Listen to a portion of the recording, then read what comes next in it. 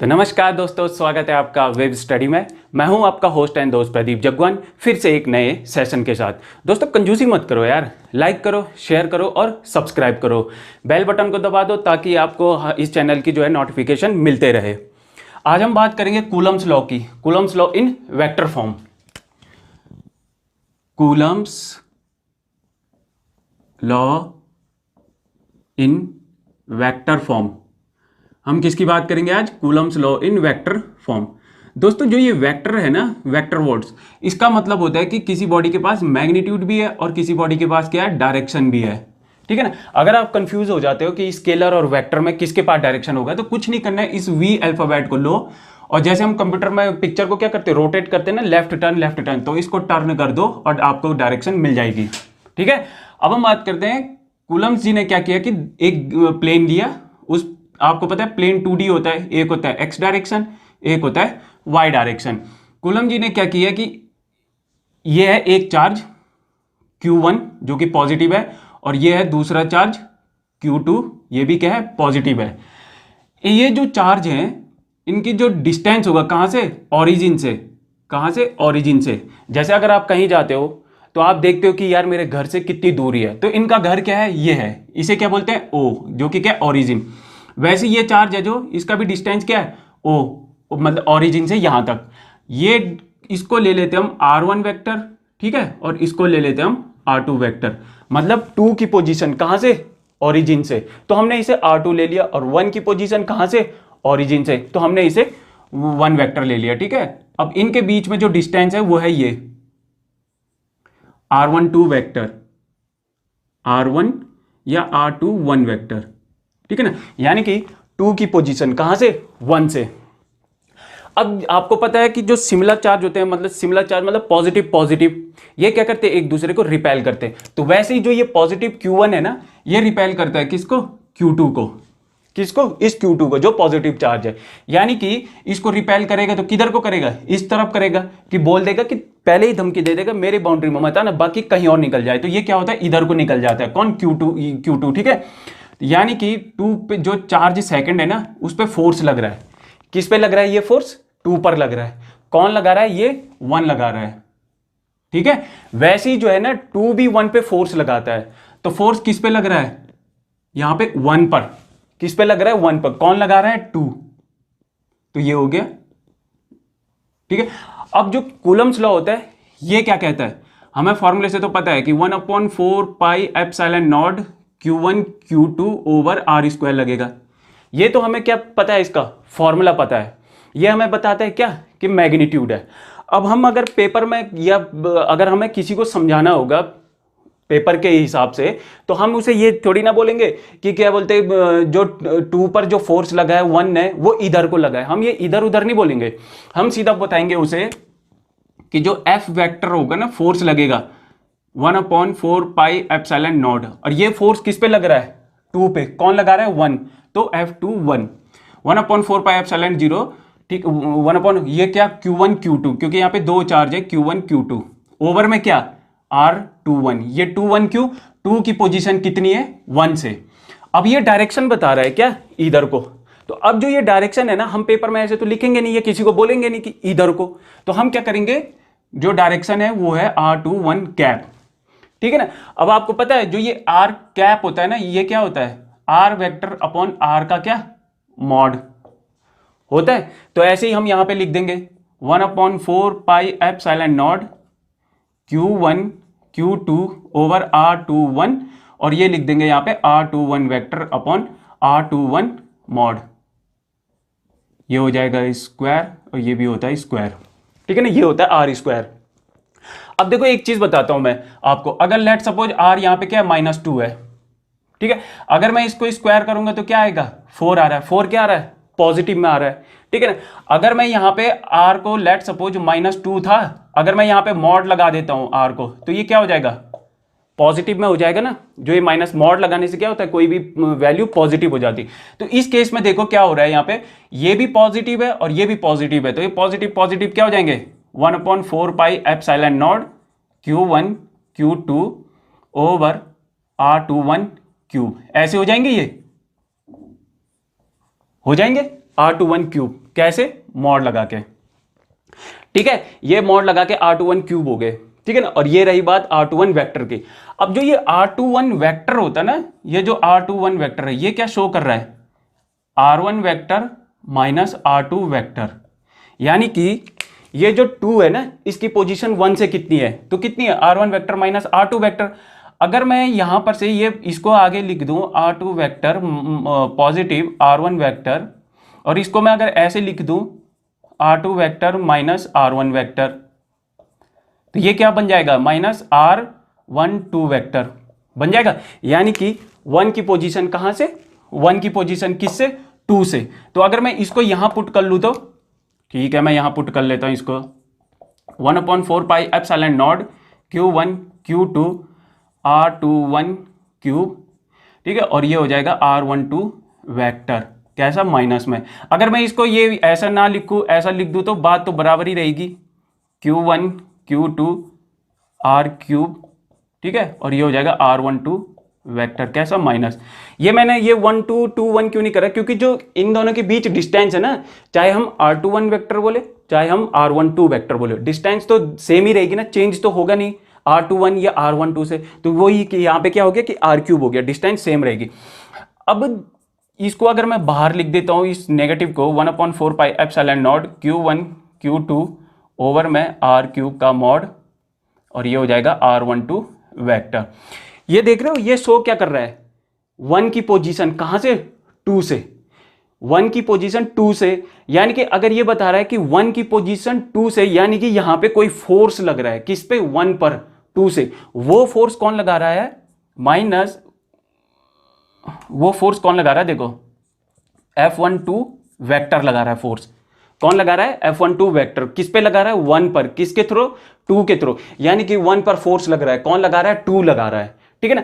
अब ये F12 और ये F21, ठीक है ना। अब ये बोलता है कि यार मैं तो अपना, जो ये F21 है ये बोलता है कि मैं तो अपने फोर्स के बारे में बता रहा था कि मैं जो है 2 पर क्या है, फोर्स लग रहा है, कौन लगा रहा है, 1 लगा रहा है, तू कहां से आ गया, इसको बोलता है, जो ये फोर्स लगा रहा है 1 पर 2 से। ये बोलता है कि भाई हम दोनों एक ही हैं, यानी कि हमारा मैग्नीट्यूड सेम है, बट हम अपोजिट डायरेक्शन में, अपोजिट डायरेक्शन में बोले तो ये हो गए और ये 2 हो गए, ठीक है ना।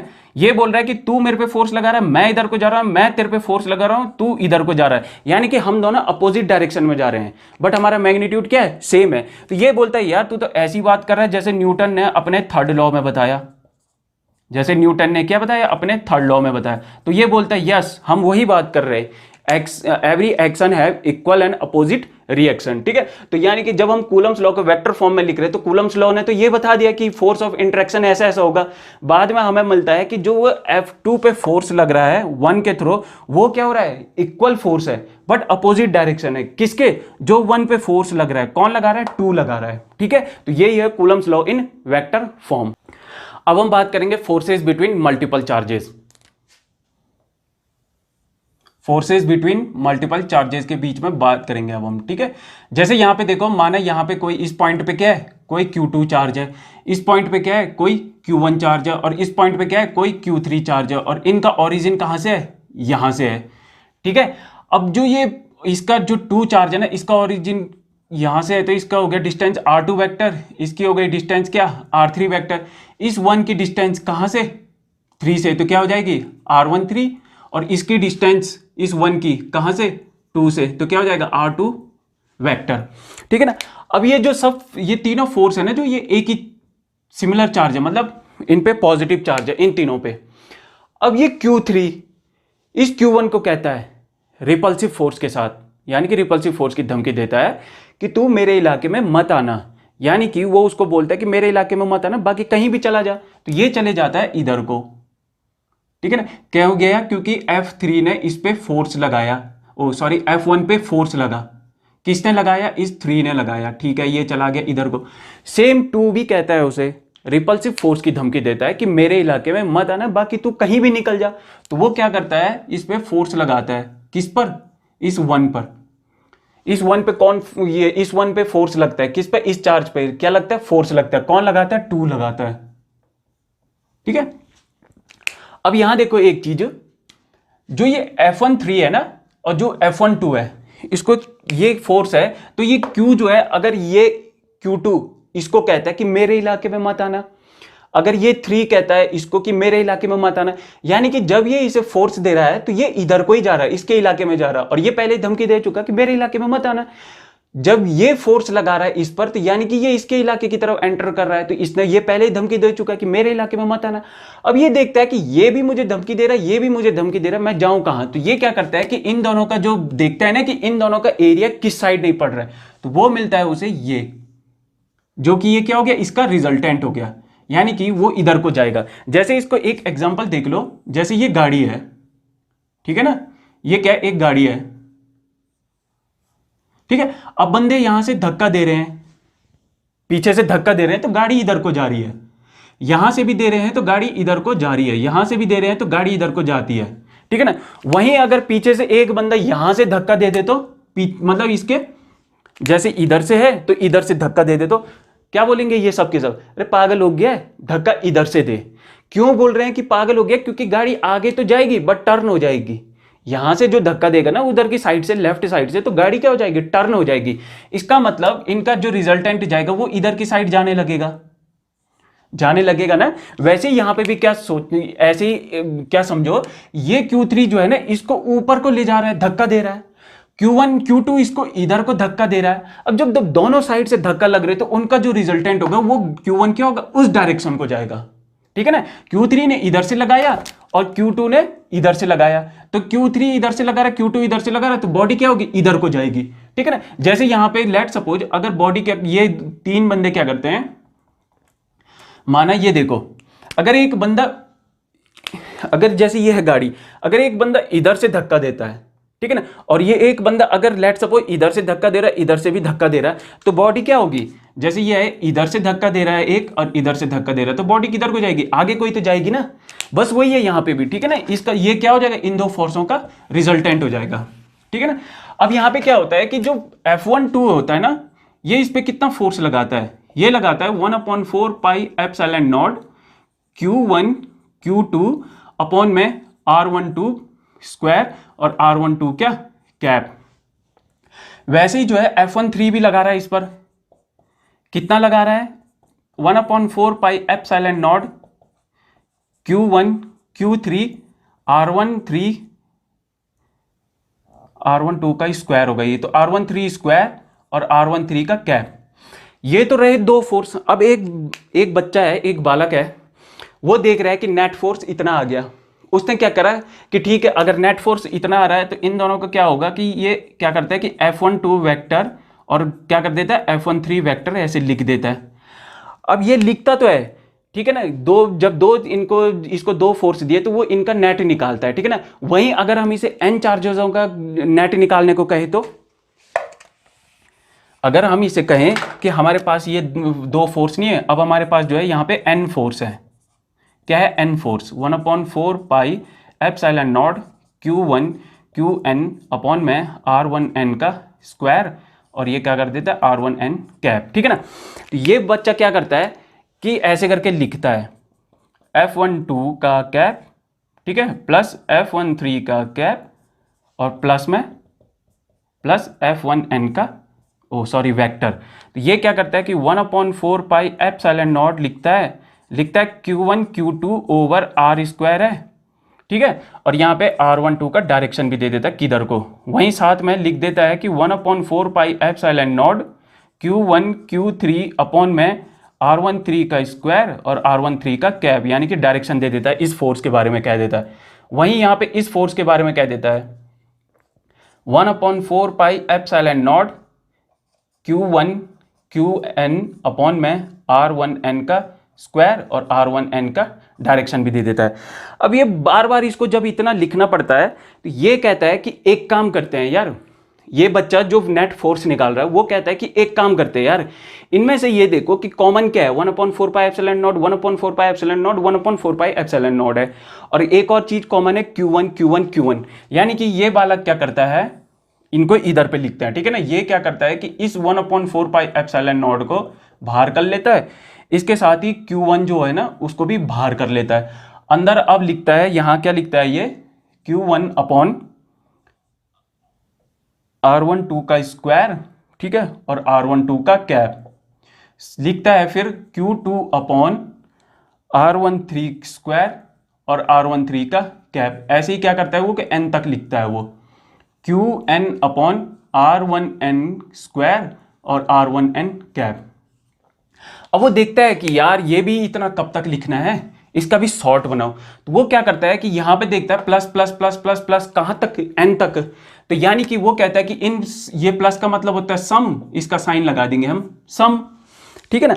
अब वो देखता है कि यार Q1 है, Q2 है, Qn है, यानी कि यहां पे क्या है, नहीं यहां पे सॉरी Q2 होगा, ठीक है, यहां पे Q3 है और यहां पे Qn है। अब वो देखता है कि यार यहां पे चार्ज Q2 है, Q3 है, Qn है, क्यों नहीं इसको ऐसा करा जाए, इस Q को डायरेक्ट हम ऐसा लिख देते हैं, ठीक है ना, और यहां पे लगा देते हैं एक I।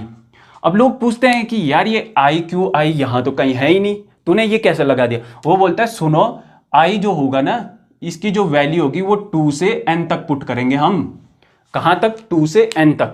उन्होंने बोला ठीक है, ठीक है ना। अब ये बच्चा क्या करता है कि ये भी कब तक लिखना, R12 स्क्वायर R13 स्क्वायर। ये क्या करता है कि यहां देखो R में क्या है, 1 तो क्या है इसके फ्रंट में, सेम है सब जगह। ये क्या करता है 2 3 4 को सीधा लिख देता है I। अब फिर लोग पूछते हैं कि यार R1 I 1 तो सब जगह बट I कहीं है ही नहीं।